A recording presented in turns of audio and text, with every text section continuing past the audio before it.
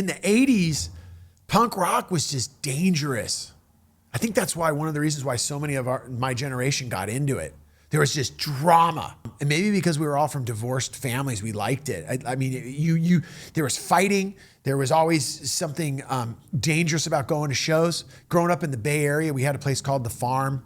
So there was like skinheads. You know, there was always something going down. There was always something going down. I remember once I was singing with Frontline and I did a stage dive, and these skinheads, I didn't know it at the time, they grabbed me. And I was like, well, man, where am I going? And like, I'm on top of the crowd. Like when you usually do a stage dive, you do a stage dive and then you kind of get thrown back on. This time I was like, I remember the band, like the music started like getting lower because I was getting pulled so far away, and it was these 5 skinheads, and they were just not having me at all with my bleach blonde hair and my bandana on and my, you know, sleeveless shirt. And they just started doing a dance on my head. And I remember, I'm like, I got to get out of here. And I remember I made it back to the stage in time, you know, but like, it was dangerous. I remember going to see Youth Brigade in San Francisco on Broadway. I did a stage dive, and someone didn't like it. And next thing I know, there's skinheads out front. They're trying to find Billy Idol. They're going to stab him. And I'm like, oh shit, I had bleached hair. Like, uh-oh. I think that's for me. And my buddy Reeps is like, he's like, we got to get you out of here. Mark Stern saved my ass that night. He's like, hey man, no one's going to stab you. Typical Mark Stern, don't worry, you'll walk out with us. You know, he has his hat on, he'll be fine. You know, and they walked me out, got me to my car so I wouldn't get stabbed. I go down to Long Beach though, and we would play, the big thing was to play at Fender's Ballroom, but that place was violent. It was super violent. You know, Suicidal Tendencies, the Sueys, that was their gang. You had the Lads, that was another gang. Then you had all the other, you know, it was just a bigger scene. You know, I was coming from a smaller scene. Our buddy, the bass player for the Adolescents, Steve Soto, him and I just hit it off, and Rick Agnew and Tony, they just liked our band. And whenever they came up north, they had us open a couple times, and then we got the call, hey, we're headlining Fenders. We want you to come down. And it was a huge moment because I never got to do the Cuckoo's Nest. I never got to do, you know, the Hong Kong Cafe. I never got to do those legendary venues because that was just a couple years ahead of me. But Fenders was a venue that was definitely happening, and it was known it could be heavy, but I didn't care. I was like, yeah, we're going.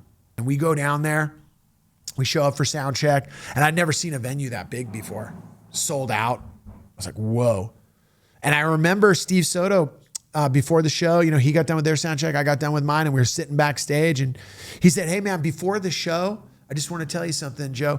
Walk around and, you know, go out there. You can go through the crowd. You can do everything. So, you know, before you play, you know, you're fine to go where you want to go. He goes, but I'm going to tell you this right now. When you get done playing your set tonight, do not go back in the audience. And I go, what do you mean? He goes, you're not, just don't. And I go, why? And he goes, I'm going to tell you this, and I mean it, just here. I'll be straight with you. There's going to be a lot of people that like your band. There'll be people that like you, but there will be more people that don't like you, and they will let you know that they don't like you. And I'm like, whoa, I don't even know what that meant. What do you mean don't like me? He's like, just Joe, once you play, please stay back here. I'm like, okay.